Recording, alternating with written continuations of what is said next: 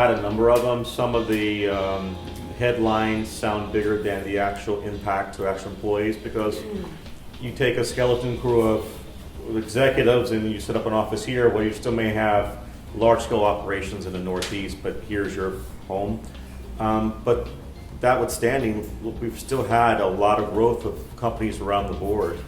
And if you look at things like the commitment to Spirit Airlines to reaffirm their commitment to South Florida, to build a headquarters in Dania, Burger King recommitting their headquarters here about a year ago or a year and a half ago to stay in South Florida. I mean, to me, those are ones that are really driving the large-scale employment here.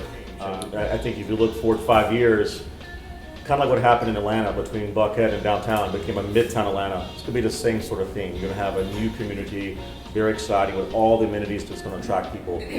20 years ago when I moved to Brickell, I mean, you wouldn't go past like where Perry Cones is or the firehouse used to be.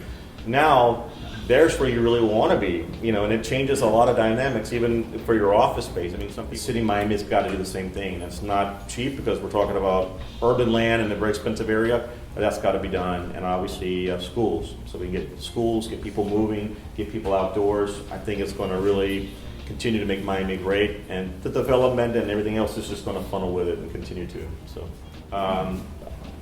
I do believe the city has done some initial studies and has an action plan to address how the city's going to handle it, and some of it I think is infrastructure type stuff regarding pumping and those sort of things. But will it affect the office market? I don't know when or how it would in the near term.